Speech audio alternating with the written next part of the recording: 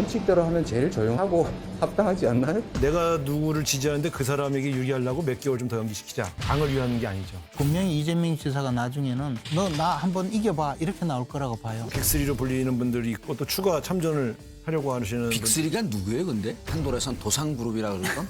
도상? 도토리 상수리 그룹. 해갖고 본인도 뭐 열린민주당 경선에서 진주제 남을 도토리 상술이 할 계제는 아니잖아요. 아니, 그러면 당신은 이겼어. 본인이 죄인이라고 하면 벌을 받겠다고 해야지 왜 표를 받겠다고 했냐. 백신을 확보하러 가면 백신 회사를 찾아가야지. 당 소속 의원을 양아치라고 하거나 연탄가스처럼 기어 나온다고 하거나 제일 충격을 줬던 거는 장인한대 영감탱이. 그 말을 할 때 제가 옆에 있었어요. 바로 옆에. 전폭적인 지지를 보냅니다. 진실을 여는 시간 판도라. 환상 케미를 자랑하는 판도라의 공식 도사들이시죠? 봉도사 정봉주 전 의원, 원도사 김재원 전 의원 나와주셨습니다. 안녕하세요. 예, 반갑습니다. 네. 그리고 반가운 분을 판도라에 모셨습니다. 우상호 더불어민주당 의원 나와주셨어요. 어서 네, 오세요. 반갑습니다. 네. 저희 판도라는 4개월 만에 출연이시더라고요. 네, 네. 그동안 어떻게 지내셨어요? 그동안 많은 일이 있었죠. 네. 네, 제가 서울시장 더불어민주당 경선에서 패배했고, 그다음에 저희 당의 좀 원내대표 선거, 또 당대표 선거가 연이어 있어가지고요. 계속 지난 4개월간 선거의 연속이었습니다. 저는 이제 경선에서 진 이후에 조용히 반성하면서 잘 살고 있었습니다. 그 윤호중 법제사법위원장이 이제 원내대표 되시고 나서 법제사법위원장 후보로 거론이 되셨었다고 들었어요. 근데 고사하셨다고요. 제가 두 가지 얘기를 했어요. 우리 당 룰이 원내대표를 한 사람은 상임위원장을 맡지 않도록 그렇게 규정이 되어 있는데, 물론 뭐 법으로 정해진 건 아닙니다만 그게 네. 일종의 관행인데 그 관행을 내가 깨고 싶지 않다. 두 번째는 이제 후배 의원 중에서 누가 맡게 돼 있을 텐데 제가 그걸 맡으면 또 후배 자리 뺏는 거 아니냐. 그래서 제가 고사를 했습니다. 그리고 원도사님 최고위원 나가신다면서요. 대표뿐만 아니라 최고위원도 적어도 3, 4선 의원들이 다선 의원들이 당의 중심을 잡았는데 지금 세대교체 바람도 좋지만 그렇게 되었을 때 대선을 치러보거나 또는 그 중요한 어떤 당의 위기 상황을 겪어본 중진들이 당 지도부에 없을 때는 사실 그 위기 상황을 잘 극복하지 못할 가능성이 있거든요. 그래서 제가 이 대선을 앞두고 있으니까 좀 어떻게든 기여해 보겠다는 이 순수한 마음이었는데 그저 묘지기 하려고 달려드는 그 꼰대처럼 보여서. 저도 이제 기사를 봤죠. 네. 그리고 전 개인적으로 잘 결정했다. 왜냐하면 지금 이제 판도라 하면서 이미지가 많이 좋아졌어요. 그러니까 이제 판도라가 그 전에 안 좋았어요? 판도라가 땡땡땡땡땡땡 6자로 하게 되면 이미지 세탁소다. 우리 민주당 지지자가 저한테 문자 와서 그래. 그전엔 저승사자처럼 보였는데 이제는 수호천사 같더라. 완전히 몇 예. 단계로 상승한 거예요. 예, 이제 웃고 그러니까 근데 적절한 시기에 잘했다고 보고 네. 제가 쭉 보니까 인물들이 대구 경북 출신들이 없는 것 같아요. 최고위원도 꽤 유리할 것 같은 상황이 들더라고요. 그리고 최고위원 된다고 국민의힘이 선고하는 건 아니에요. 어차피 망할 땅은 그냥 하고 싶은 대로 다 하라는 거예요. 근데 좀 말씀을 잘하셨는데 더불어민주당도 마찬가지인데요. 네. 그 지도부에 좀 참신한 그런 신진 인사가 포함되는 거는 바람직합니다만 대선 국면 아닙니까? 이번 지도부는 전부 대선을 관리하는 역할을 하는데 대선이라고 하는 큰 선거는 아무래도 경험과 경륜 있는 분들이 쭉 지탱해 줘야 시행착오를 줄일 수 있거든요. 네. 그런 면에서 보면 양당 공이 좀 경륜 있는 분들이 한두 분씩 들어가는 게 바람직하죠. 민주당처럼 어쨌든 그 청와대와 정부라는 굳건한 버팀목이 있고 민주당은 어쨌든 후보들이 관리를 잘하면 돼요. 당 지도부가. 근데 지금 우리 당의 경우에는 무소속 홍준표 후보를 입당을 시킬 거냐 또 윤석열 전 총장과는 어떤 관계를 가져갈 거냐 또는 또 다른 당의 대표인 안철수 대표와는 뭐 당을 합당을 어떻게 할 건가 이 문제는 사실 현재 그 우리 당도 한 번도 겪어보지 못한 그 과정을 헤쳐나가야 되기 때문에 정치력이라는 것은 굉장히 중요한 건데 그 점에 저는 고민이 좀 많았어요. 네. 오늘 1대2로 싸우셔야 돼요. 자신 있으십니까? 두 분 다 인품이 훌륭하셔서 제가 상대하기는 아주 적절합니다. 침을 꿀꺽꿀꺽 삼키면서 거짓말을 해.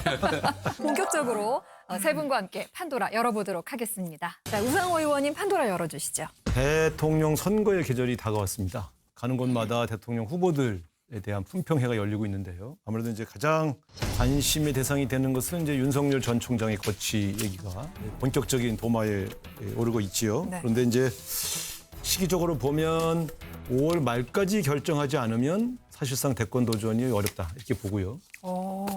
특히 세력을 바깥에서 새로 만들 것 같으면 5월 말도 좀 빠듯하죠. 국민의힘이 입당하는 쪽으로 결정한다 그러면 그건 뭐 한 6월쯤 결정이 되겠습니다만 이런 여러 가지 복잡한 문제들이 이제 다가오고 있는데 네. 이분이 대통령이 되기 위한 절대적인 조건, 특히 세력, 두 번째는 비전. 그러니까 이 두 가지를 겸비하지 않으면 대한민국 대통령이 된 이해가 없습니다. 그런 점에서 본다면 점점점 이 초읽기에 몰린 윤석열 전 총장의 결정도 점점점 어려워지는 게 아니냐. 저는 그렇게 보면서 제가 정한 판도라는 윤석열의 대권 도전 땡땡땡가 보인다. 정답. 네. 바로 청와대가 보인다. 청와대가 내가 부정적으로 시작을 했는데 왜 갑자기 땡이죠. 제가 한번 맞춰볼게요. 우리 그 김지현 의원은 이제 그 오답 전문 도사고 나는 이제 정답 전문 도사인데 윤석열의 대권 도전 적신호가 보인다. 그것도 그렇다네. 네. 그렇듯해. 네. 사람 이름이에요, 사람 이름.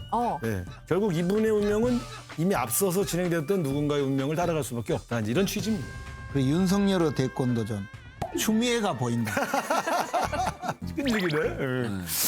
추미애 대표 때문에 인기가 올라간 건 아니 사실이죠. 맞잖아. 이게 윤석열의 대권 도전. 추미애가 보인다. 이거 정답이야. 정답. 땡. 난 찾았어. 뭐? 윤석열의 대권 도전 고오건이 보인다. 고오건가 보인다. 정답은요? 이거 정답은 윤석열의 대권 도전 안철수가 보인다.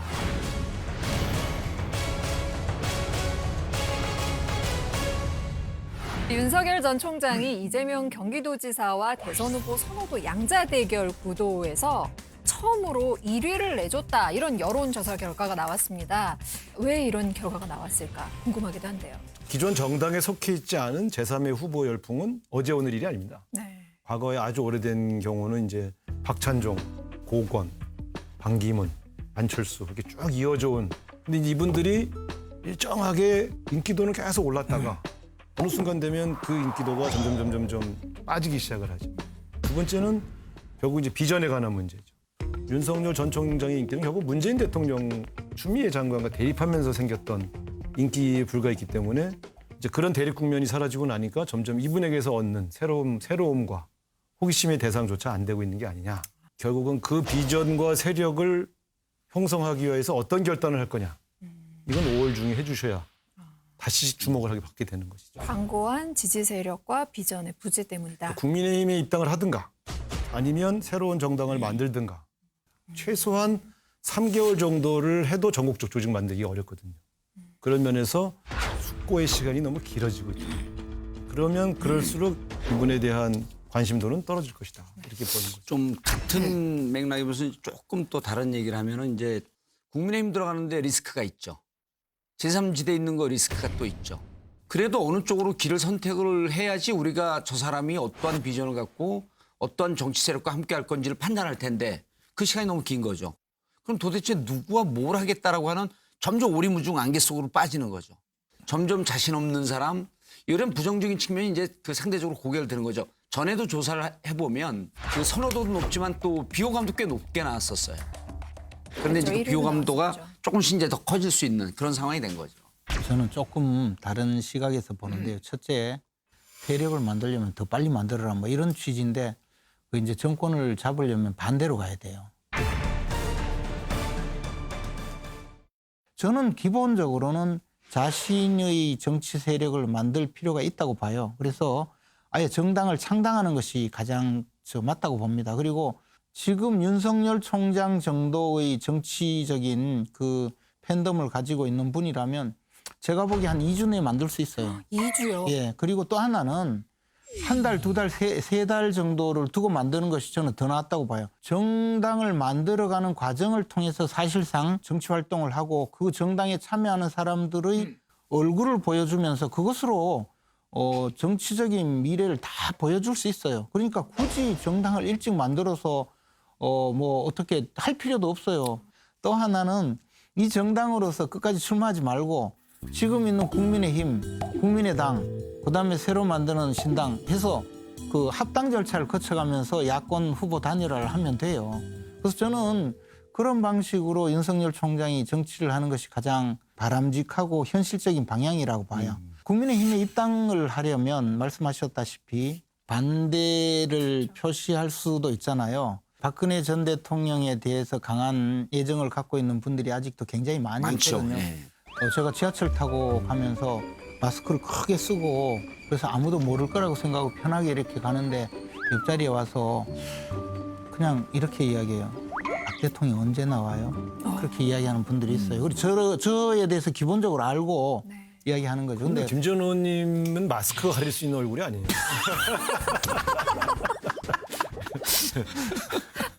눈이 두 건을 써야 됩니다. 아니 마스크를 쓰고 위에도 쓰고 그러면 어쨌든 그런 분들이 느끼는 복잡한 심정을 제가 그렇죠. 제일 많이 알 거예요. 아마 현직 그게 궁금하더라고. 현재 정치권에서 활동하고 있는 사람 중에서는 제가 제일 뼛속 깊이 느끼는데요. 그분들은 정말 복잡한 심정이에요.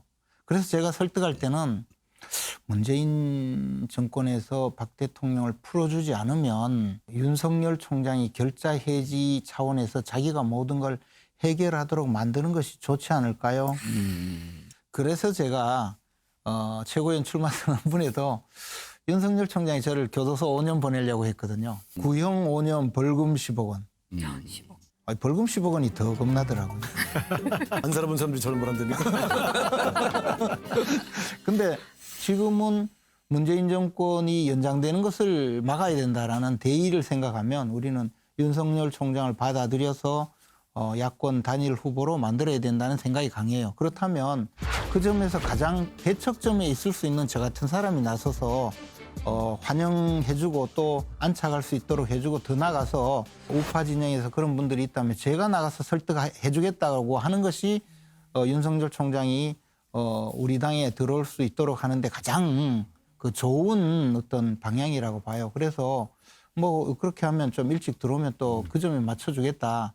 저는 윤석열 총장하고 인연이 있어요. 왜냐하면 최순실 박근혜 국정농단 특검 만들 때 수사팀장으로 그분을 천거하도록 야당 원내대표 간에 합의할 때 제안한 게 접니다. 네. 수소문을 해보니까 가장 수사를 잘할 사람이 윤석열이다. 특수부 중에서. 그래서 그때 박영수 지금 특검 대실제 거기 국민의당 추천 케이스거든요. 그래서 그때 박지원 대표를 만나서 만약 박영수 변호사가 특검이 되면 조건이 있습니다. 윤석열이라는 사람을 수사팀장으로 시키면 수사를 잘한답니다. 그래서 그때 사전 그건 전제 조건으로 오케이 받고 이제 된 거죠.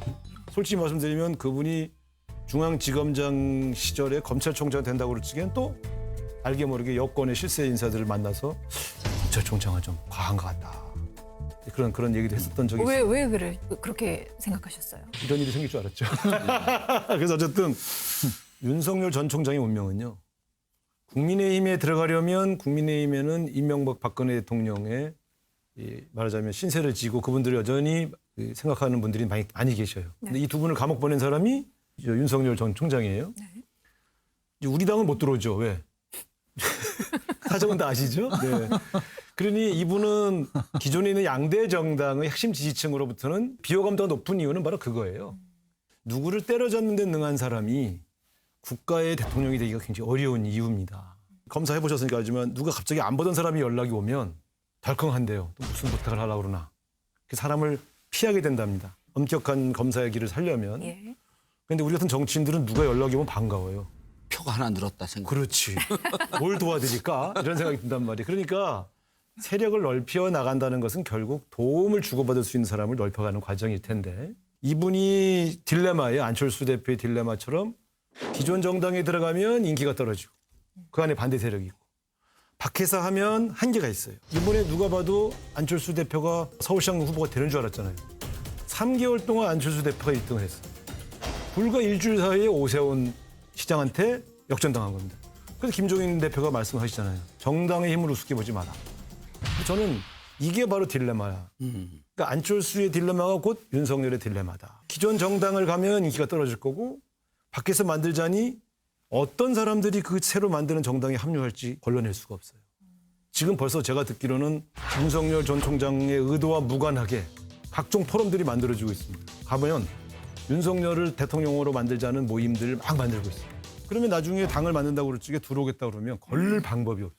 근데 윤석열 총장의 이미지는 대쪽 같은 권력과 싸우고 정의의 사도고 공정의 수호신인데 그 당을 만들었는데 그 당에 그중에 누가 도둑질을 했거나 돈을 먹었거나 저 사람 되면 내가 자리 하나 줄게라고 해서 만약에 그런 식으로 돈을 받은 사람이 걸리면 그 당은 그냥 공중분해되는 거죠. 왜냐하면 그 정의의 상징인 사람이 만드는 당에 어떤 사람들이 끼어들어가 있는지 알 수가 없으니 그래서 기존 정당을 우습게 보지만 기존 정당은 걸러내는 기능이 그래도 있습니다. 이분이 지금은 막 인기가 있고 뭐 고민도 하시는 건다고 들었습니다만 결국 안철수의 길을 따라갈 수밖에 없는 정치를 한다면 그런 운명의 소유자가 아닐까. 사실 국민의힘 안에서 윤석열 총장을 반대하는 세력이 분명히 있기는 하지만 윤석열 총장과의 친분을 과시하거나 윤석열 총장 이름 계속 언급하는 그런 경우도 우리가 많이 그러면서 중국 보거든요. 야윤이라 그러잖아요. 낮에는 국힘에 하다가 국민의힘에 있다가 밤에는 윤석열을 하는. 내가 개인적으로 윤석열 전 총장과 이런 인연이 있다, 저런 인연이 있다고 이야기하는 것 자체가 조금 머쓱하기는 합니다만은 서울에 사는 집도 같은 아파트에서 자주 만났고 또 심지어 KTX를 같이 타고 내려가다가 동대구역에서 경찰까지 제가 태워서 출근한 적도 몇 차례 있습니다. 서로 뜻을 같이 하고 있고 제가 당대표가 되면 최단 시간에 만나고 최단 시간에 입당시키도록 하겠습니다. 윤석열 총장 같은 아파트에 사니까 데려오겠다는 분들. 맞아요. 윤석열 마케팅이라고 그러더라고요. 그 얘기를 현상을. 누구예요 거기? 농담이었겠지.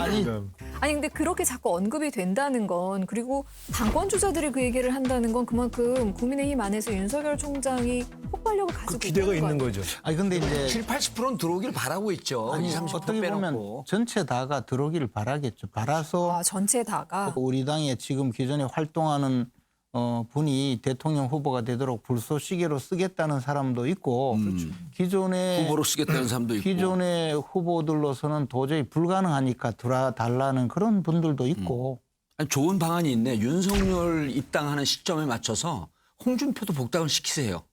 홍준표 대표는 그 전에 들어와서 네. 주인이라고 선포를 하고 싶은 거죠. 자, 그럼 이제 여권도 좀 볼까요? 여권에서는요, 대선 경선 연기론을 둘러싸고 지금 계속 갑론을 일박이 이어지고 있는데요. 이재명 지사가 처음으로 경선 연기론에 대해서 이제 반대한다 입장을 내놨습니다. 빨리들 나오십시오. 간보지 마십시오. 가장 먼저 출사표를 던진 더불어민주당 박용진 의원의 도발에도 이재명, 이낙연, 정세균, 이른바 빅3의 움직임은 더디기만 합니다. 대선 경선 연기론을 놓고 논쟁이 한창이기 때문입니다. 제가 원칙은 존중돼야 한다는 말씀만 반복하고 있는데 지금도 마찬가지고요. 뭐 원칙대로 하면 제일 조용하고 합당하지 않나요? 더 길게 드릴 말씀은 없네요. 네. 저는 선수가 뭐 이걸 늦춰라 빨리 하자 등등 하는 것은 적절치 않다고 봅니다.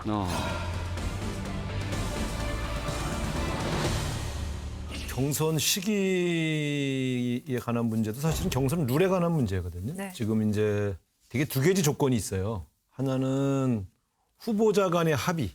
후보자가 다 합의하면 당연히 연기할 수 있죠. 이거 룰이니까. 두 번째는 전체 후보자가 동의하지 않지만 다수 의원과 다수 당원이 동의하면 또 연기할 수 있죠. 상당한 사유가 발생했다고 볼 수 있으니까. 네. 그 두 개의 경우에 해당되지 않는 경우에 특정인이 주장했다고 해서 뭐 연기가 검토되고 그러긴 좀 어렵습니다. 연기 사유가 있어요. 민주당 내 다수 또는 권력을 잡은 분들이 보기에는 이재명은 절대 하면 안 되거든. 국민의힘을 대통령과 이길 것 같으니. 문재인 대통령과 싸웠잖아요. 네. 그리고 문재인 대통령을 공격했기 때문에 지금 이대로 경선을 하면 그냥 이재명이 될 것 같으니까 어쨌든 이재명을 꺾으려면 시간이 필요하다. 저는 그런 전제에서 나오는 이야기라고 봐요. 또 이 주장을 공개적으로 처음 한 분이 전재수 의원이잖아요. 그렇죠. 전재수 의원은 뭐 우리가 잘 알듯이 노무현 대통령도 모시고 문재인 대통령도 지근거리에서 모신 말하자면 봉화혈통이에요. 그분이 이야기를 할 때는 이게 청와대에서도 저런 생각을 하겠구나라고 의원들이 많이 생각을 하고 거기에 일사불란하게 움직일 거라고 보고 문재인 대통령의 뜻이 이재명 너는 안 돼. 이것이 이제 경선 연기론이에요. 그래요. 아니 저당은 이제 저렇게 운영돼 왔어요. 박근혜 대통령의 뜻을 거스르면 저기 당으로 일사불란하게 내려와요. 근데 이제 저희 더불어민주당은 그런 형태의 운영이 잘 안 돼요. 네. 전재수 의원이 어떤 의도로 그런 주장을 했는지는 제가 알 수가 없지만 문재인 대통령과 아주 가까웠던 분들이 이재명 지사에게 꽤 가 있어요. 그분들은 문재인 대통령 곁을 떠난 건가? 그게 아니고 봉화 혈통에서 좀 벗어나 있는 분들이기 때문에. 근데 이제 그게 이 경선 연기론이 전재수 의원이 했다가 이제 이재명 지지하는 의원들이 항의하고 그러니까 공식적으로 또 사과까지 했어요. 그런 취지가 아니었었다. 안에서 이걸 갖고 논쟁을 하는 사람들은 불편할 거예요 아마. 이 문제를 던지거나 혹은 원칙대로 가자거나 반대를 하거나. 근데 저는 좀 논쟁이 있었으면 좋겠어요. 국민의힘은 12월에 한대는데 미리 후보가 되면은 유리한가 불리한가 이게 국민들이 계산을 잘 못하거든요. 지지자들도 사실은 잘 못합니다. 그런데 이런 걸 갖고 민주당도 뭔가 변이 요소가 있네. 1강 2중 있고 도토리 상수리들이 있는데 조금 더 정치적인 합의와 결단을 해서 시간을 주면서 여러 주자들이 뛸 수 있는 공간을 좀 줄 수도 있고 양쪽이 다 합리적인 설득력이 있어요. 네. 그럼 이런 거 갖고 논쟁을 하는 게 왜 문제가 될까? 무척 건강한 토론 같다 내가 보기에는. 네. 해라 계속. 그래서 지금 지지율 뭐 1, 2%대도 안 나오는 김두관 전 경남지사 대선 나가고 싶어 하거든요. 근데 기본적으로 동작이 좀 떠요. 그 준비할 시간이 없었어. 그러니까 그런 분들 뛸 수 있게 시간을 주려면 좀 더 시간을 주자. 아니 너그러운 자세거든 또 보면. 그래서 절대적으로 이게 정치적으로 그렇다고 해갖고 뭐 지지율 팍 올라갈 사람 없으니 이렇게 좀 받아주는 것도 좀 여유로운 거 아닌가라고 하는 생각과 아니면 또 원칙적으로 하자. 불안할 수도 있거든요. 1등 하는 분이. 근데 토론은 좀 해봐라.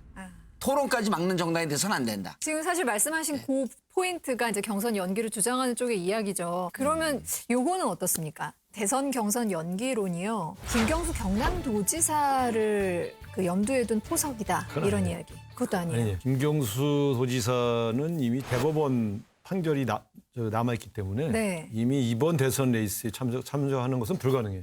본인도 전혀 이번에는 나갈 생각이 없다. 그 입장을 이미 대내외 공표를 했어요. 그리고 송사가 걸려있지 않는다 해도 본인은 하고 싶지 않았어요. 본인은 도지사를 재선을 좀 하고 그 경험을 쌓고 실적도 좀 만든 다음에 하고 싶다는 게 속마음이에요. 네, 그래서 김경수 도지사가 거론되어서 검토된다는 것은 아주 근거 없는 낭설입니다. 제가 비교적 이거는 명백하게 본인과 면담을 했기 때문에 본인과 만나지 않은 사람들이 이런 설을 흘리는 것이죠. 개인적으로는 김경수 지사가 출마해주면 제일 경쟁력이 있겠다는 생각을 하고 살았던 사람입니다. 저 개인적으로도. 그런데 불가능하다. 이게 기본적으로 우리 당내 주요 인사들은 이미 다 알고 있는 얘기고요. 그래서 요즘은 창원에 내려가는 사람이 거의 없습니다. 그래서 요거에 이제 뭐 거의 그건 제가 확실하게 말씀드릴 수가 있고 아니다. 네. 이게 팩트일 거고 이제 또 하나는 6월 대법원 그 최종 확정설이 도는 것도 그것도 설입니다. 대법원은 그 재판 일정이 잡히기 전에는 미리 이게 언제쯤 있을 것이다 예상하는 사람이 하나도 없고요. 이게 올해 안에 확정이 된다? 현실적으로 물리적으로 불가능합니다. 그래서 6월설은 김경수 지사의 등판을 바라고 이재명 지사에 좀 반대하는 이런 사람들이 그냥 뇌피셜로 만들어낸 거지. 대법원에서 6월에 판결한다라고 하는 이 근거는 아무것도 없는 거예요. 김경수 지사에 대한 기대가 가장 피크로 올랐을 때가요. 지난해 추석 즈음입니다. 왜냐하면 그때 그 2심 판결이 이제 한두 달 정도 남아있을 때거든요. 2심 확정되면서는 이재명 지사의 지지를 보게 되면 그 전후로 해갖고 당내 지지가 확 올라갑니다. 김경수 지사에 대한 기대나 이런 가능성이 접은 거죠. 작년 말 2심 끝나고 나갔고 그 전후로 해서 그래서 그런 흐름을 못 보고 봉화혈통은 무슨 나도 봉화혈통이 경북 봉화 출신이야 나는. 그럼 화. 아니 근데 사실 경선 연기가 무조건 이재명 지사한테 나쁠 것이냐 아니다 호재로 작용할 수도 있다 이런 얘기가 나와요. 그러니까 쿨하게 받으면 아니, 그러니까 이게 대인배다라는 이미지가 생긴다. 근데 그런 게 다 여의도에 있는 호사가들이 하는 얘기고요. 내가 누구를 지지하는데 그 사람에게 유리하려고 몇 개월 좀 더 연기시키자. 만약에 그렇게 주장했다면 그분은 당을 위한 게 아니죠.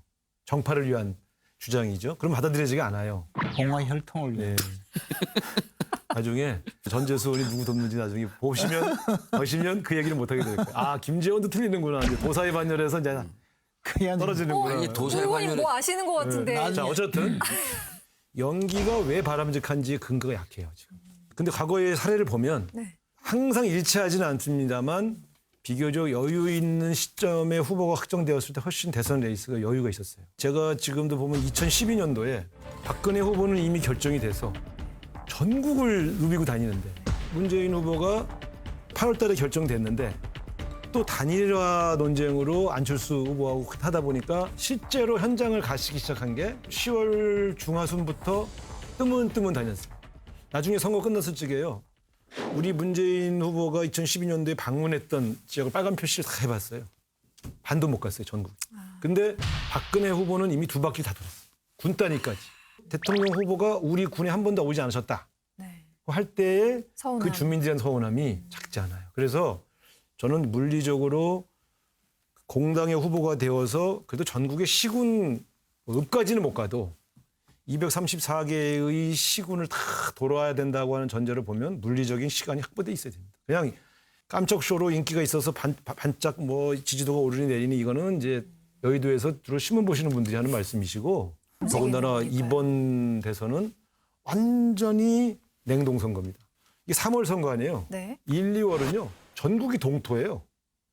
사람을 만나기가 밖으로 어려워요. 나올 수가 없죠, 사람들. 아, 사람들이 다 그래서 집에 들어가는군요. 이게 12월에 후보를 확정해 놓으면 1월, 2월 달에 3월 7일 날 선거인데 만날 수가 없네요. 만나는 건 그냥 정말 어렵습니다. 그래서 저는 이거는 조금 전체적으로 흥행, 경선에 집중해서 고민하시는 분들은 그렇게 말씀할 수 있는데 저처럼 본선에서 필요한 전략을 주로 고민하는 사람 입장에서는 12월, 1월, 2월 3개월 동안에 본선 게임을 하라고 하는 것은 이거 상당히 빡빡한데 이런 생각을 하죠. 이재명 지사가 보도에 나온 거 보면 정확하게 원칙대로 하면 제일 조용하고 원만하고 합당하지 않나 이렇게 얘기했거든요. 근데 이 원칙대로라고 하는 게 현재로는 당원당규인데 네. 불가피한 사정이 또 안 생길 수도 없는 거거든요. 그러면 합의를 통해서 연기하는 것도 원칙이에요. 그렇죠. 뭐 그게 불가피한 원칙이라고 하는 게 9월 8일, 9월 9일을 못 박은 것이 지금은 그렇게 들리지만 당이라고 하는 것은 살아있는 생명체이기 때문에 언제 어떤 상황이 생길지 모르고 그러면 합의에 의해서 연기하는 것도 원칙입니다. 네. 그렇죠. 그다음 이제 또 두 번째가 뭐냐면 이번에 재보궐선거 봐라. 국민의힘은 단일화하면서 계속 이렇게 그 승강식으로 올라가면서 국민의 이목을 집중시키지 않았냐. 그리고 중앙공중전 여론선거인데 이게 저건 계속 누가 되나 이렇게 관심이 집중되는데 우리는 이미 메이드 되면 좀 관심이 떨어지지 않겠냐 이런 명분을 아마 세울 거예요. 근데 그래도 당원 당규를 뒤집어 엎을 만큼 무슨 특별한 사연이 될까? 현재로서는 좀 회의적이죠. 근데 뭐 어떤 일이 생길지 어떻게 합니까? 원도사님 근데 지금 그 우 의원님 말씀대로라면 국민의힘에서는 그 동토의 땅에서 어떻게 선거운동을 할까? 국민의힘은 저럴 수밖에 없는 게 예. 국민의힘 안에 유력한 대선 후보가 없잖아요. 우리가 2012년도에 겪었던 경험을 반복할 거 아닙니까?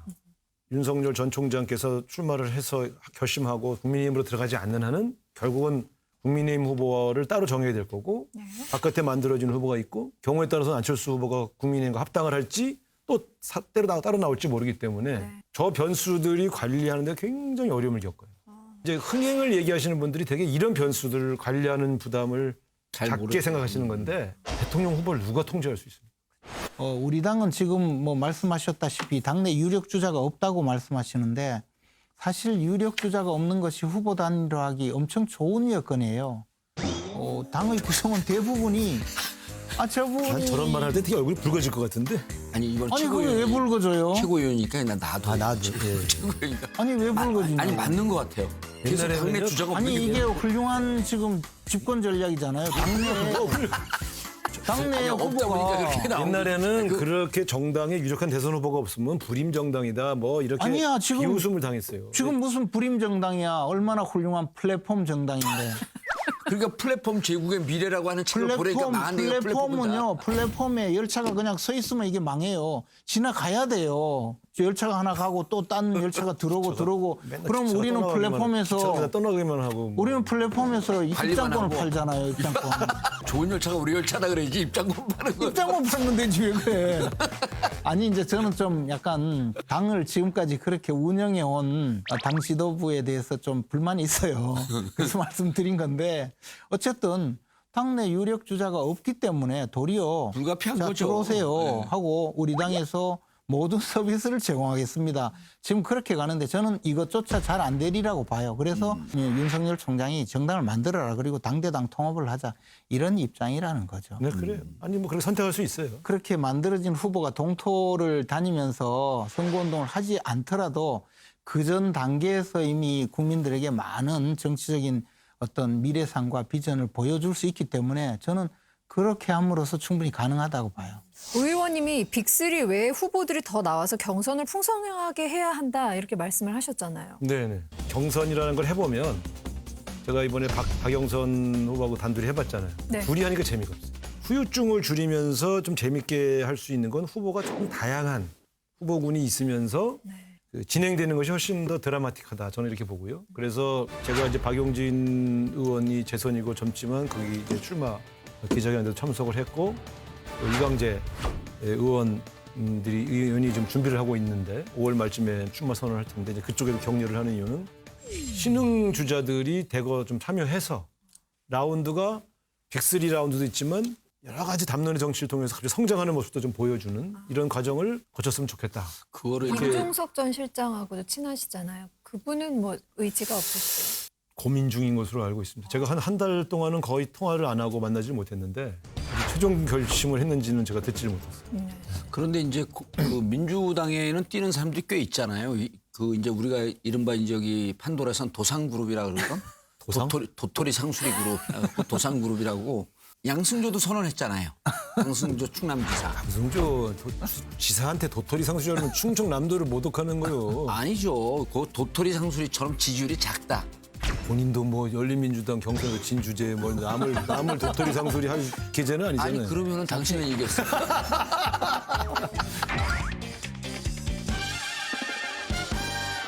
자, 윤석열의 대권 도전 안철수가 보인다. 한 줄 평 부탁드립니다. 윤석열의 대권 도전 청와대가 보인다. 윤석열의 대권 도전 가를 2를 바꿔서 빨간불이 보인다. 자, 이번에는 정봉주 전 의원께서 준비한 판도라 열어주시죠. 그 황교안 대표가 나는 죄인입니다는 자서전을 통해서 정계 복귀를 하니까 본인이 죄인이라고 하면 벌을 받겠다고 해야지 왜 표를 받겠다고 했냐. 라고 이제 우리 최고위원 1등 후보가 그렇게 표현을 했거든요. 그런데 느닷없이 미국 가고 제2의 기분 및 초콜릿이다 그러면서 백신을 달라고 그런 거예요. 이게 그 자당 의원들도 비판을 했잖아요. 그리고 국가망신이다 뭐 이제 이런 얘기까지 나왔는데 황교안의 기분 및 백신은 땡땡땡땡의 절정이다. 정답이 떠올랐어요. 예. 이건 쉬워. 쉬워요. 이게 왜냐하면 황교안 전 대표가 어쨌든 지금 민간인 신분이잖아요. 예. 이분이 외교를 하러 갔잖아요. 민간인이 외교래요? 기부미 백신은 민간 외교의 절정이다. 민간 외교의 절정이다. 근데 김재원 의원이 네. 부정적인 걸 긍정으로 바꾸는데 아주 기가 막히시구만. 네? 네, 우 의원님 자신 아니 있다 하셨는데. 이거는 쉽죠. 네. 황교안의 기부미 백신은 사대주의의 절정이다.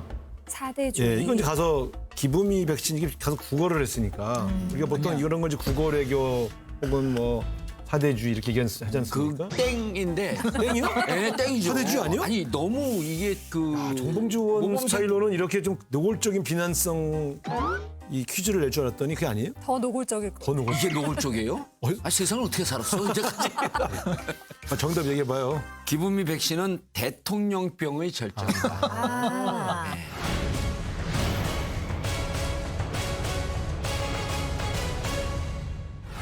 한미 동맹의 한 축을 맡았던 총리로서 좀 책임감을 가지고 가서 백신 공유를 하자.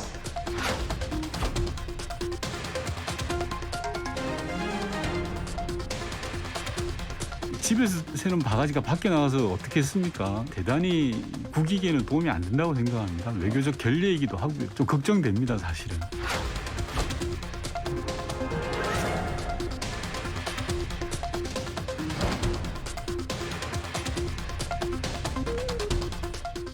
백신 수급 흐름의 기본적인 행정 절차를 모르는 건데 만약에 우리가 화이자 대표하고 얘기를 해도 화이자가 미국 국가에 보고하면서 이게 결정이 나니까 지금은 맞아요. 그 백신 수급 여부가 국가 간 결정 사항이에요. 네. 근데 이제 커트 캠벨 국가안보 NSC 인도태평양 조정관을 만났다는 거거든요. 이 사람한테 백신을 달라고 얘기했다고 황교안 대표가 전한 거거든요.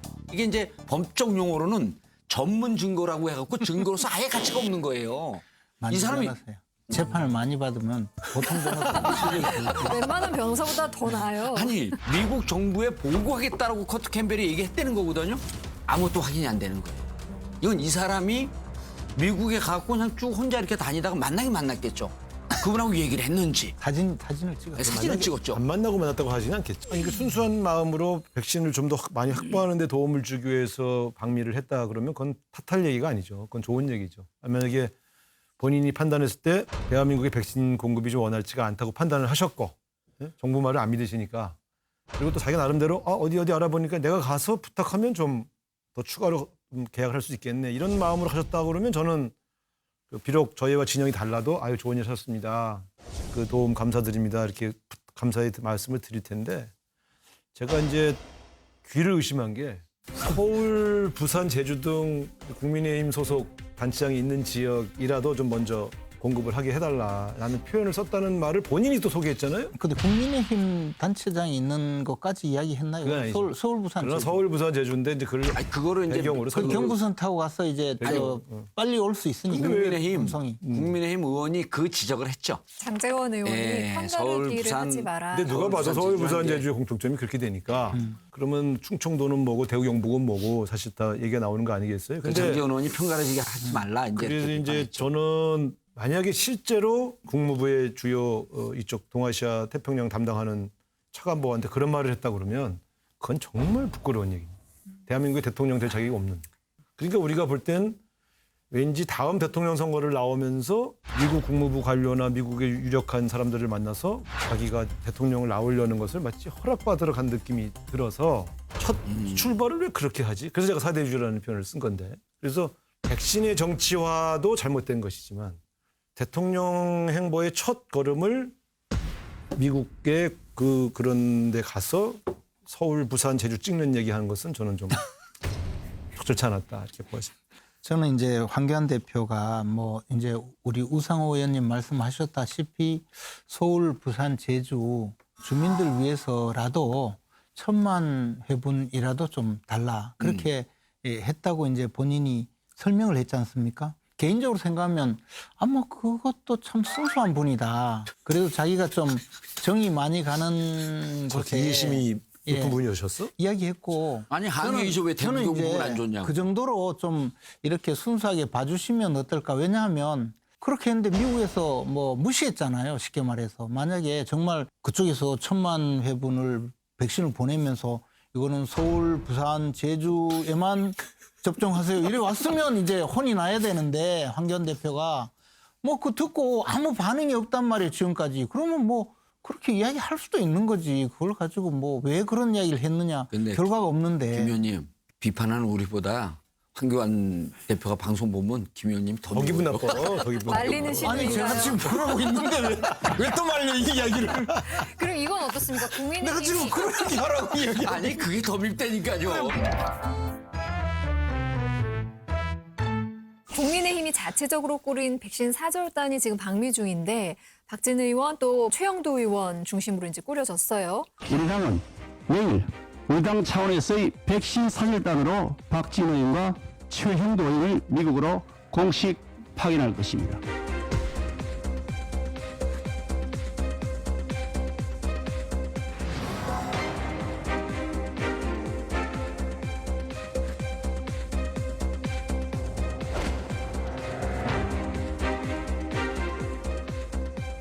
저는 ya당의 저 의도를 그냥 무조건 부정하지 말고 순수하게 좀 봐줄 수 있는 측면도 있어요. 네. 그런데 순수하다니까 자꾸. 이런 거에 정부 입장에서도 야당의 네트워킹을 쓸 수도 있습니다.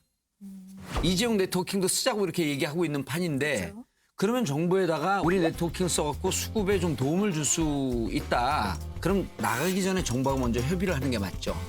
그리고 그럼 당신들이 갖고 있는 네트워킹과 우리가 지금 컨택하고 있는 게 어디에서 어떤 도움이 될지를 먼저 협의하고 나가야 되는데 지금 나가는 건 순수히 정략적으로만 보이는 거예요. 그럼 이제 야당에서 이렇게 비판하죠. 야, 우리가 도와주겠다고 계속 얘기했는데 너희들이 안 받아들였잖아. 지금은 굳이 받아들일 이유가 없을 정도로 우리가 백신 확보를 1억 9,200만 도수를 지금 확보를 했어요. 그러니까 굳이 그 회사 직접 가서 얘기하는 것도 야, 우리는 공급을 미국 정부 통해 갖고 대한민국과 얘기를 했는데 또 달라 그래? 그럼 이 공급선은 어떻게 해야 되는 건지 이런 혼선을 줄 수도 있고 두 번째는 국민들에게 정부가 확보했다는 거를 믿을 수 없는 건가? 이런 혼선을 줄 수도 있고 그러니까 본인들이 실질적인 정치적인 욕심이 앞서갖고 행정 절차도 무시했고 그리고 국민들의 제일 중요한 건 그 아주대인가 의사가 그랬잖아요. 이렇게 언론과 정치인들이 나서서 이 백신 수급에 대해서 안티 세력이 될지 진짜 상상도 못했다. 이재명 교수가. 예. 얼마나 답답하면 그런 얘기를 하겠습니까? 그래서 정치권이 선거를 앞두고 표도 중요하지만 이 백신 때문에 국민들이 얼마나 불안합니까? 근데 이제 이런 것 같아요. 국민의힘 소속 의원들에게는 이제 지난번 총선 트라우마가 좀 있는 것 같아요. 총선에서 어쨌든 문재인 대통령을 심판하고 다수 의석을 확보하고 싶었는데 그 당시에 이제 코로나 방역을 잘했다 이런 평가를 받으면서 제대로 된 심판을 하지 못했다고 하는 그런 트라우마들이 있다 보니 어떤 형태로든 코로나 방역이 잘 됐다는 평가를 받도록 방치하면 안 되겠다. 이런 정략적 태도 때문에 그 이후로 계속 코로나 문제를 가지고 트집을 잡고 있는 게 눈에 띄어요. 오도나 CEO와 통화를 해서 2천만 명분 확보를 했다고 청와대가 발표를 했어요. 아까 4천만 도주가 2천만 명분입니다. 지금 여기서 그걸 저한테 가르치십니까, 부처님? 제가 그걸 모르고 여기 왔겠습니까? 아니요, 의원님 질문을 주시면 정부가 답변을 대통령이 통화 한마디 했다면 그게 계약이면 그대로 들어와야죠. 통화를 하고 질병관리청에서 정식으로 계약을 했습니다. 대통령이 말씀으로 된 것이 아니고요. 계약서를 보여주십시오. 2분기부터라고 하는데 왜 아직 안 들어옵니까? 계약서 보여주면 끝나는 거 아닙니까? 네? 계약서 보여주면 끝나죠. 백신 확보하자고 막 소리 지르면서 계약서 까라고 하는데 그 계약서는 아시다시피 비공개를 조건으로 하지 않습니까라고 하면 그래도 까세요 그러는 걸 보면서 아니 저거는 아무리 야당 의원이지만 저렇게 하시면 안 되지. 저러면 미국에 있는 제약회사가 항의하고 룰 위반이라고 항의하고 오히려 그다음 수급에 지장이 올 수 있는 문제인데 그래서 제가 보면서 과도하구나. 그럼 왜 과도할까요? 저 국회의원들이 과도한 건 다 과도하는 이유가 있어요. 지금 말씀하시는 것이 또 열린민주당까지 포함해서 민주당의 어떤 의식 구조가 고립되어 있구나 그런 생각이 많이 들어요. 뭐냐면 지난번에 박진 의원이 그 한미 백신 수합을 주장했잖아요. 그랬는데 정부 여당에서 전혀 귀담아 듣지 않다가 나중에 이제 또 백신 수합 이야기가 나왔거든요. 박진 의원은 굉장히 미국과 그 오랜 동안의 외교 활동을 하면서 많은 분들하고 외교 채널이 있기 때문에 자신이 그쪽 고위 당국자하고 협의도 하고 또 여러 가지 전에 들은 아이디어를 제공한 것이죠. 그리고 아마 그런 활동의 일환으로 미국에 가서 자신의 역할을 할 거라고 믿고 지금 말씀하신 여러 가지는 결국 이제 우리 당의 이른바 사절단들이 가서 막 현 정부를 비판하고 공격하고 그다음에 자신들의 업적만 내세우고 이런다는 전제를 깔고 말씀하시거든요. 근데 지금 전혀 그렇게 하지 않거든요. 가서 뭐 조금이라도 혹시 우리가 도울 일이 있나 그렇게 한다면 저는 뭐 그렇죠. 아니, 저도 이제 좋은 일이라고 생각해요. 근데 좋은 이제 일이죠. 그럼 이분은 어떻습니까? 홍준표 의원이 지난 10일에 국민의힘에 복당 신청을 했습니다. 이제 저는 당으로 돌아가야 할 때가 되었다고 생각을 합니다.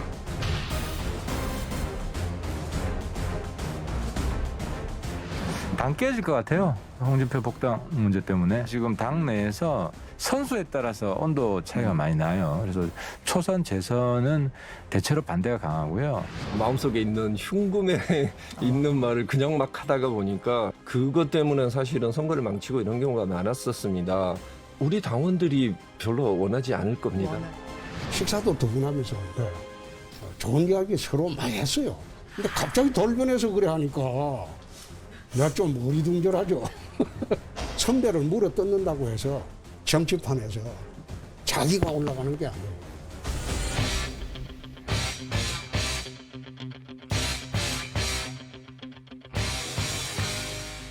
사실은 어쨌든 대통령 후보까지 하신 분 아니에요? 네. 한 당의 대통령 후보까지 한 분의 당적 뽑기 여부를 이렇게 계속 막아놓는 것이 과연 저는 상식적인 일일까 이런 생각이 좀 듭니다. 사실 그분을 지지하지 않으면 그분이 하려고 하는 어떤 경선에서 탈락을 시키면 되지 복당 자체를 불허하는 게 과연 맞나 이런 생각이 여기 들어요. 이제 3명의 정치인 중에 복당 불허된 본 사람 저밖에 없습니다. 그러면 짧게 yes or no로 가보겠습니다. 홍준표 의원 복당한다 못한다 yes or no? Yes. yes. 당연히 복당한다. 당연하다. 저도 예스요. yes. 모두가 홍준표 의원의 복당. 그리고 진짜 순수하게 얘기하면 순경이 될지 역경이 될지 아무도 모릅니다. 근데 그거를 전제로 내가 싫은 측면만 보고 복당에 반대한다? 이건 정당의 정상적인 질서가 아니에요.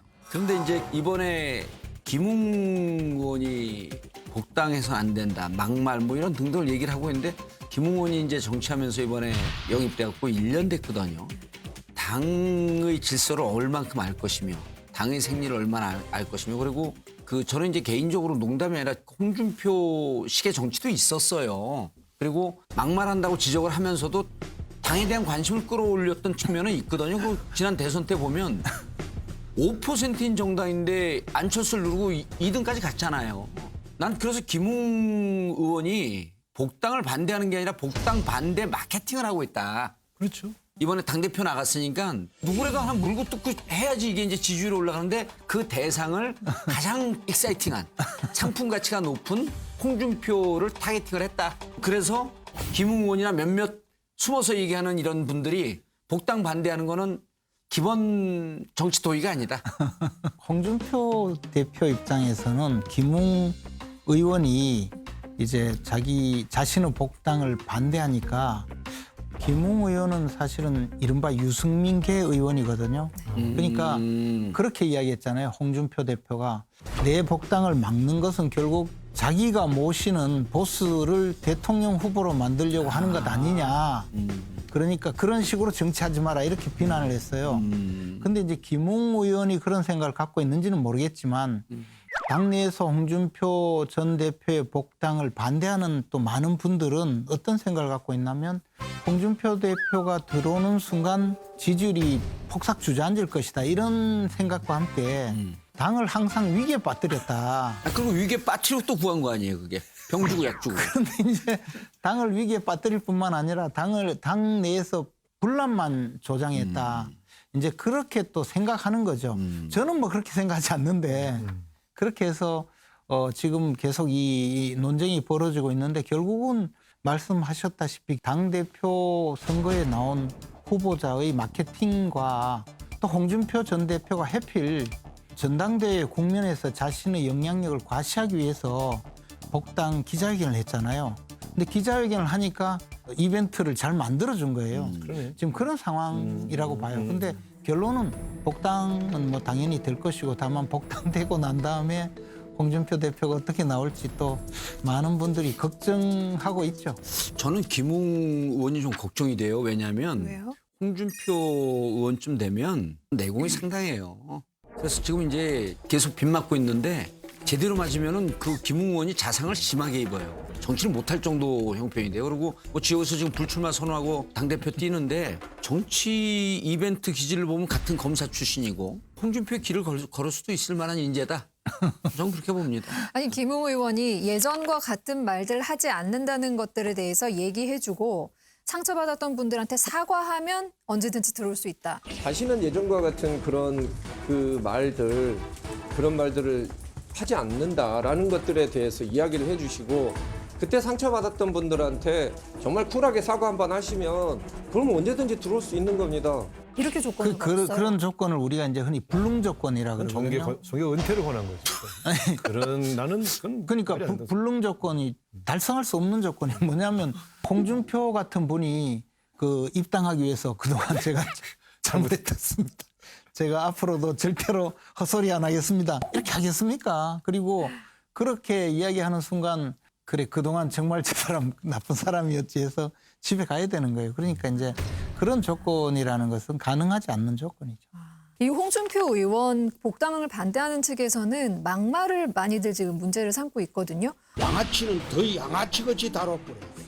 근데 그 깡패를 잡으려면 깡패보다 더 깡패같이 굴어야지 깡패가 굴복을 해요. 그 빨갱이라는 의미는 경상도에서는 반대만 하는 사람을 우리끼리 농담으로 저 빨갱이 같다 그런 이야기를 합니다. 그런데 그 무시강 기자는 뭐라고 썼냐면 내가 어느 정당하고 빨갱이 정당이라고 했다. 그건 기다만 나보고 막말했다고 전부 나서서 드루킹까지 시작해서 프레임 씌워놓고 쌍욕을 한 사람은 아무 말도 안 하고 있더라. 근데 그런 사람이 대통령이 되려면 무슨 양아치 짓, 망나니 짓 한 거 그것부터 무릎 꿇고 사죄를 하고 시작을 해야 오는 게 아닌가. 검찰 수사나 평생 하신 분이 날치기 공부를 하시고 계시는데 조금 더 공부를 하시고. 기억나시는 거 있으세요? 가장 제일 충격을 줬던 거는 이제 그 장인한테 영감탱이라고 말하는 게 사실은 상당히 그게 영남에서는 다 그렇게 얘기한다 이렇게 얘기했지만 사실 그게 가장 이제 좀 반인륜적인 표현으로. 아니 근데 그 말을 할 때 제가 옆에 있었어요. 그래요? 바로 옆에. 그게 이제 대선 후보가 이제 그 전국을 다니면서 유세를 하는데 우리나라에서 선비를 자처하고 선비라고 스스로 생각하면서 아직도 많이 활동하고 계시는 분이 존재하고 살아있는 곳이 바로 경상북도 안동이거든요. 안동이죠. 그리고 경상북도 안동은 들어가면요. 안동시의 캐치프레이즈가 한국 정신문화의 수도예요. 근데 안동에서 수많은 사람을 모아놓고 선거유세를 하면서 내가 고등학교밖에 안 나온 여자한테 빠져서 결혼을 하려고 차갓집에 찾아갔다. 근데 그 영감탱이가 나한테 고시 공부하고 있는 백수건달하고 결혼한다고 결혼을 반대했다. 그래서 결혼을 못했는데 나중에 고시 합격하고 그 영감님한테 처갓집에 갔어요. 결혼하기 전에 가가지고 내 각시는 데리고 간다. 대신 우리 장인어른한테 영감님은 절대 우리 집에 오지 마라. 그 장모님은 온나.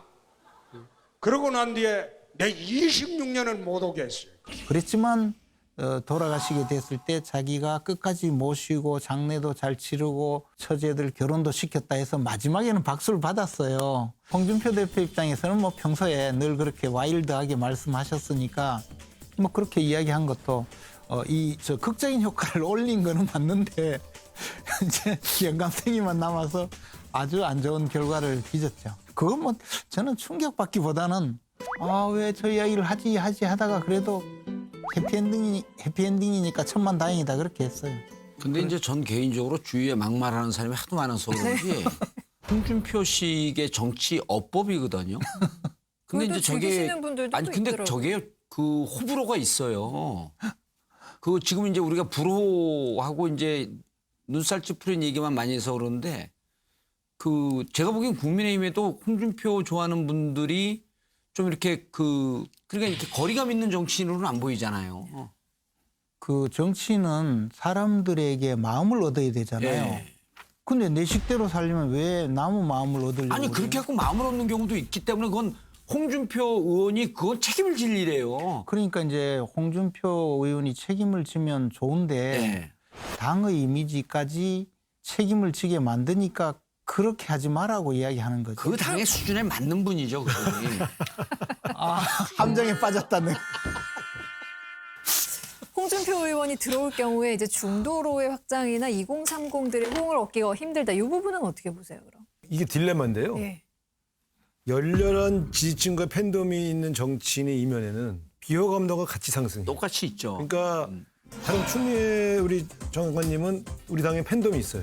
근데 중도에서는 또 비호감도가 높아요. 이게 열렬한 지지층에서 좋아할 수밖에 없는 캐릭터들, 강한 캐릭터들은 반드시 그 이면에는 비호감도가 높다는 그런 비극이 있는 거죠. 그러니까 그러면 이제 이걸 선택할 거냐 아니면 이 부작용에도 불구하고 이분을 선택할 거냐는 문제가 남아 있는 건데 홍준표 대표는 열렬하게 그래 뭐 홍준표 시원하지 이렇게 말하는 사람도 있는가 하면 저건 너무 심하지 않냐는 사람들이 이제 생겨나서 부담을 느끼는 거죠.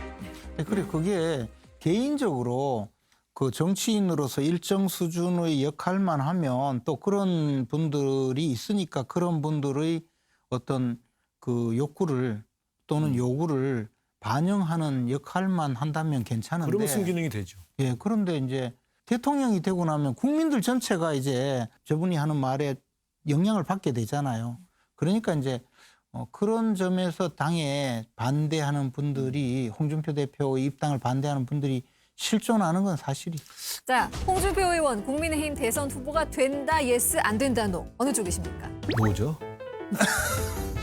국민의힘이 누구와 경선을 하느냐에 따라서 홍준표 전 대표가 대선 후보가 될 수도 있고 안 될 수도 있고 사실은 홍준표 전 대표가 대선 후보가 될까 봐 입당을 반대하는 분들이 꽤 많죠. 있죠. 네. 아, 오히려 그렇게 봐야 왜냐하면 되는군요. 홍준표 전 대표가 대선 후보가 됐을 때 대선을 치러야 된다라고 보고 그에 대해서 반대하는 분들이 아마 있지 않을까 생각해요. 저는 찬성해요. 본인이 복당이 되면 저분도 이제 산전수전을 다 겪었기 때문에 본인의 그 네거티브적인 요소들, 부정적인 요소들을 털면서 다시 제2정치 이거를 할 가능성이 전 꽤 높다고 봅니다. 그러면 실질적으로 홍준표 의원이 꽤 경쟁력이 있는 후보가 될 수가 있죠. 그래서 저는 윤석열 총장이 제3지대 캠프를 친다는 전제하에 국민의힘 후보가 될 가능성이 한 8, 90% 된다. 90%? 예. 그래서 전 지지할 거예요. 왜냐하면 민주당의 선기능입니다. 자, 황교안의 기부미 백신은 대통령병의 절정이다. 한 줄 평 부탁드립니다. 대통령병의 증상으로 보기에는 너무 특이하다, 이 증상이. 기부미 백신 정도를 대통령병의 증상으로 연결시키는 건 좀 설득력은 약하다. 이렇게. 자, 이번에는 김재원 의원께서 준비한 판도라 열어주시죠. 예, 이제 고위공직자범죄수사처가 출범을 했거든요. 근데 1호 사건으로 거론되었던 이 김학의 전 차관 불법 출금 사건 또는 윤석열 총장 관련 사건 전체를 수사한다든지 이렇게 전부 다 예상이 되었었는데 그것과는 전혀 무관한 서울시 교육감 조희연 교육감의 해직교사 부당 특별 채용 관련 사건을 수사하겠다고 나왔거든요. 공수처가 과연 이제 어떤 모습인가, 오늘날 어떤 모습으로 전락했다. 그런 의미에서 제가 뽑아봤습니다. 공수처는 땡땡땡땡땡이다. 동물입니다, 동물. 동물인데 이 동물이 살아 숨쉬는 동물은 아니고 빈 껍데기가 되었다. 이렇게 해서. 정답. 정답. 종이호랑이다. 예, 정답입니다, 정답. 이렇게 한 방에 그냥 맞추는 한 방에. 거예요? 미안합니다. 잘했어.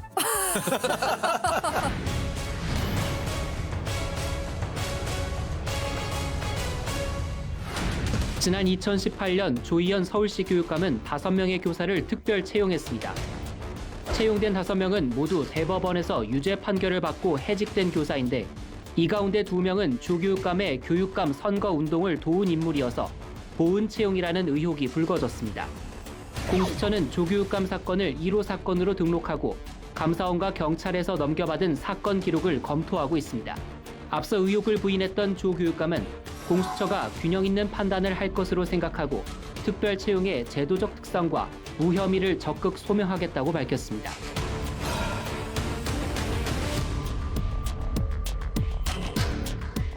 지금 뭐 사실 안민석 의원이 이러려고 공수처 만들었나 자괴감이 든다 했고요. 추미애 전 장관은 SNS에 공개적으로 공수처의 결정을 비난을 했습니다.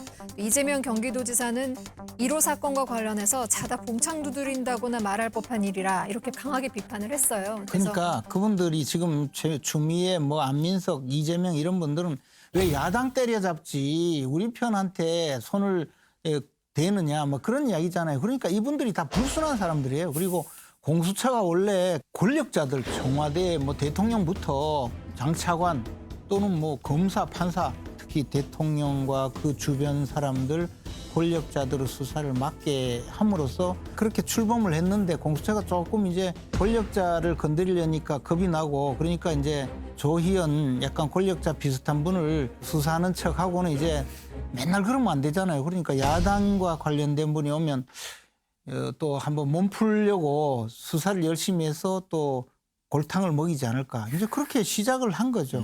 1호 대상이 왜 조희연 교육감이지? 이거는 저희도 이게 뭐지? 이런 이제 의아함이 있죠. 근데 또 사실 근본적으로는 언론이 초기에 1호 대상이 누구냐를 자꾸 이슈로 만들 때 그게 중요한가? 첫 번째로 누구를 수사하는가가 그렇게 중요한가? 그것도 굉장히 상징성이 있는 거잖아요. 1호로. 그러고는 말하자면 누구를 작정을 해놓고 기관을 준비해 왔다는 것이 오히려 드러나기 때문에 사실 더 바람직하지 않죠. 수사가 정략적이다 이런 느낌이. 만약 예를 들어 더 높은 권력 실세를 잡았다 그러면 또 그게 난리가 나고. 그렇다고 또 야당 국회의원을 개상을 하면 예상대로다 이렇게 되니까 제일 만만한 사람을 이호는 야당 쪽이 될 거예요. 제일 만만한 사람을 잡았는데 제가 볼 땐 범죄 첩보라는 게 순서적으로 이렇게 쭉 나오는 게 아니지 않습니까? 그래서 저는 1호 사건을 뭘로 했냐를 하나를 놓고 이 조직에 대한 평가를 지금 다 내려버린다. 이건 말이 안 그렇지. 된다는 얘기예요, 내 얘기는. 이러니까 어쨌든 양쪽이 어떻게 보면 한 건을 가지고서 야 이거는 종이호랑이다 이렇게 얘기하는 건 저도 어색하지만 공수처가 고위 공직자들에 대해서 첩보가 있어서 범죄 혐의가 있으면 수사를 해나가면 될 문제다. 하나하나 이렇게 예민하게 이렇게 문제를 삼을 필요는 없다 이렇게 생각합니다. 이건 이미 결정이 난 사건이거든요. 그 조희연 교육감 문제는. 아니 경찰청하고 감사원에서 조사가 다 이루어진 감사원에서 사건이잖아요. 조사했고 경찰청으로 넘긴 거죠. 예. 그리고 이거는 그 조희연 교육감 입장에서도 충분히 그 항변할 수 있는 변호할 수 있는 여지도 있는 거예요. 그래갖고 이미 다 끝났는데 이거를 지금 선정했다? 저는 공수처가 좀 그 첫 번째부터 이제 그 이게 좀 뭐 주소지를 좀 잘못 잡은 거기 때문에 여당의 비판도 받고 또 뭐 야당은 야당들을 비판하면서 갈 수밖에 없는 운명이라고 하는 그 김재원 의원 입장에 동의를 해요. 근데 이게 야당에서는 어느 사건을 잡으면 야당은 또 그 비판을 할 거고 그러니까 공수처 입장에서도 여야 정치적 눈치를 안 볼 수가 없습니다. 검찰은요 그 오랫동안 수사 경력이 있었잖아요. 공수처 이제 만든 지 얼마나 됐어요. 아니 아장아장 교관은 애한테 대학교 입시 보라고 하는 거나 똑같은데 그리고 그 조금만 잘못하면 여기에는 잠깐만요. 여기에는 그 음모가 있다. 아장아장 기어다니는 아이한테 예. 이 많은 중범죄자들을 다 맡겨놓고 아니죠. 다 뭉갤 거 아니에요. 지금 법적으로는 고발한 것을 수사할 수 있죠. 그리고 그 시점이 제한되어 있는 것도 아니잖아요. 그러니까 저는 공수처가 자기에 맞는 정도의 그러니까 비위 수준 중에서 아주 강도가 높은 거 있잖아요. 윤석열 장모 부인 사건. 아직까지 물고 들어야죠 이런 거는. 그렇게 강도 높은 사건을 먼저 수사를 하면서 자신들의 이 수사 능력을 키워나가야 되는데 왜 엄한 이거는요 경찰 검찰이 다 할 수 있는 거 조희연 교육감 사건은. 아니 저는 반대 의미에서 공수처가 이렇게 갈 수밖에 없을 거라고 생각을 했어요. 왜냐하면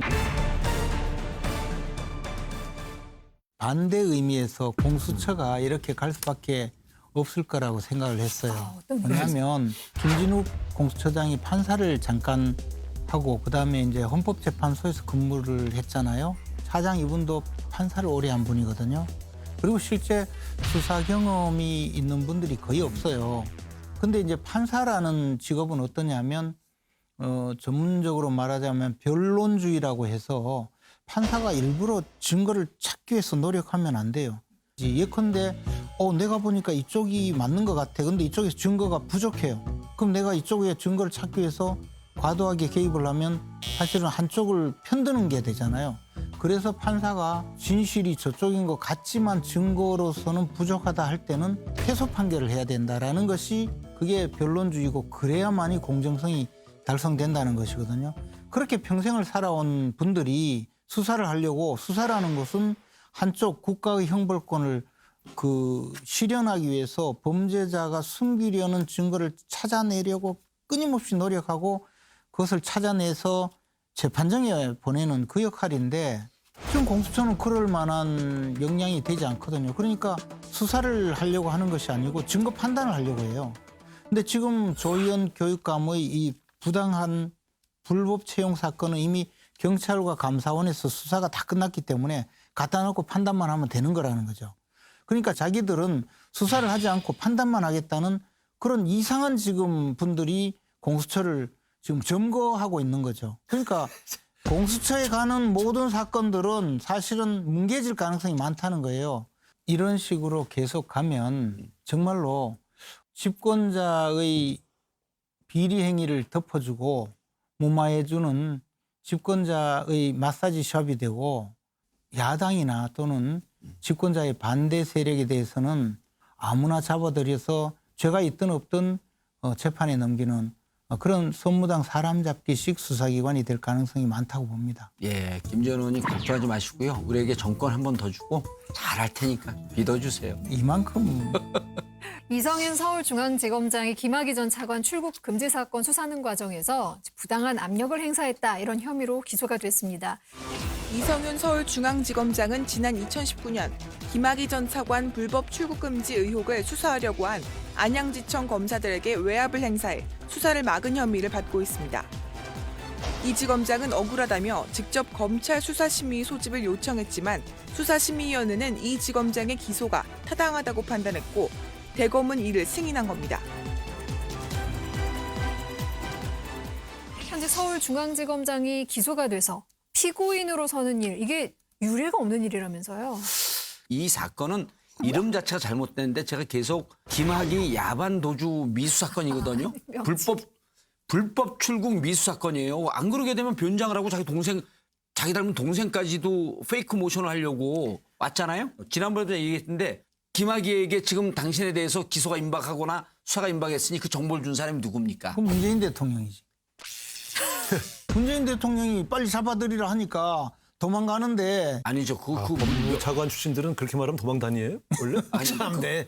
죄가 없는데 왜 도망갑니까? 죄가 없는 사람 대통령이 잡아들이라니까. 그래서 김학의에게 누가 정보를 줬냐라고 하는 이 부분에 대해서 지금 법무부에서도 감찰이 제대로 안 되고 있어요.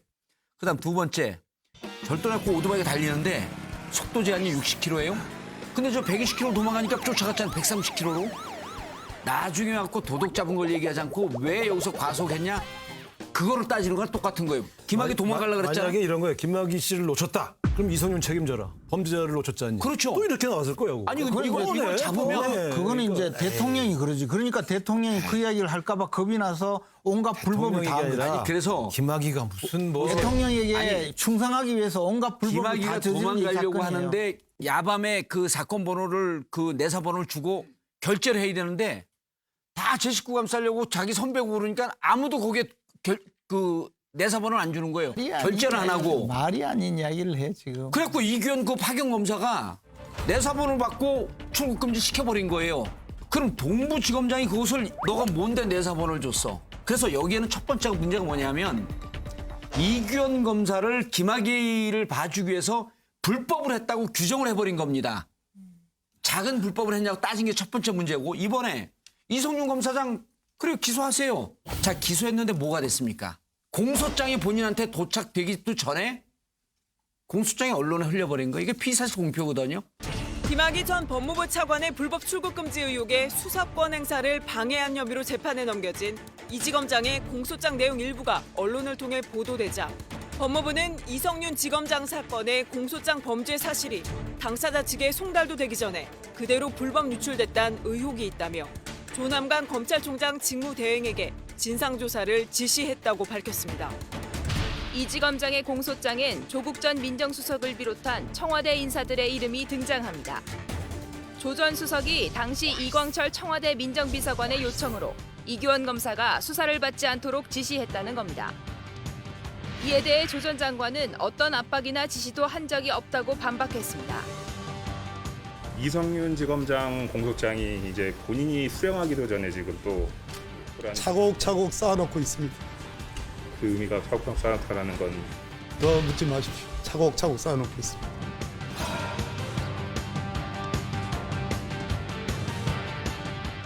공소장을 보면요. 여기 우리 김재원 의원 아주 훌륭하고 법 잘 지킬 것 같은 사람인데 김재원 의원에 대해서 공소장을 쓰잖아요. 한 50년 살아야 돼요. 공소장을 보면 모든 사람이 다 범죄자입니다. 공소장이 나와서 언론에 나왔으면 진짜 제대로 된 언론과 제대로 된 이 법무부라고 한다면 왜 공소장이 본인한테 도달되기 전에 언론에 노출됐냐. 피의사실 공표 이걸 따져야 되거든요. 그러니까 박범계 장관이 그랬잖아. 차곡차곡 쌓아놓고 있다. 검사들 니를 불법 행위하는 거 계속 두고 보고 있다. 이런 걸 따져야 되는 거예요. 그러니까 검찰이 범죄자를 만들려고 하는 이 조작의 행위가 이렇게 심각하기 때문에 검찰 개혁하고 공수처가 제대로 서야 된다 이런 얘기하는 겁니다. 법과 관계없는 얘기를 지금 하고 계시는 거거든요. 뭐냐면 김학의 전 차관을 불법적으로 출국 금지를 했다는 것은 그것은 뭐 확립된 이야기예요. 뭐 그거에 대해서 이론의 여지가 없어요. 우리가 10명의 도둑을 놓치더라도 한 명의 억울한 사람을 만들지 마라라는 것이 기본 전제고, 그렇게 하지 않으면 권력이 미워하는 사람은 죄가 없어도 때려잡고, 권력이 이뻐하는 사람은 죄가 있어도 특혜를 받아요. 그 불법 행위를 합법으로 가장하면서 온갖 과정에 이 나라 권력자들이 다 등장했거든요. 그러면 그 불법 행위 한 데 대해서는 처벌받고, 도망가는 범죄자는 더 가중 처벌받게 돼 있어요. 처벌받고 그렇게 하는 것이 맞다는 거예요. 그리고 또 하나는 이번에 피의사실 공표를 가지고 이야기하던데, 형법 제126조 피의사실 공표죄가 있어요. 경찰, 검찰 그 밖에 범죄 수사에 직무를 수행하는 자가 직무를 수행하면서 알게 된 피의사실을 공소 제기 전에 공표하는 것을 처벌해요. 공소장을 법원으로 보내면 공소 제기가 된 거거든요. 그러면 곧바로 공개를 할 수가 있어요. 그리고 이성윤 검사장 집에는 그날 이제 우체국에 보내가지고 우체부가 다음 날이나 다다음 날이나 송달해 주는 거예요. 그 사이에 공표가 됐다면 피의사실 공표죄가 아니에요. 근데 지금 법에도 없는 이야기를 계속 하면서 이것이 잘못되었다고 이야기하니까 제가 지금 문제가 있다는 거죠. 저는 이 나라의 법치주의 근간을 무너뜨리는 주장은 그것이 진실인 양 이야기해서는 안 된다는 거죠. 자, 공수처는 종이 호랑이다, 한 줄 평 부탁드립니다. 1호 사건 가지고 너무 빨리 규정을 내리는 것이 오히려 과도하다 이렇게 생각합니다. 저는 내용에는 다 동의하지 않지만 저렇게 규정하는 야당의 비판을 아프게 들어야 된다.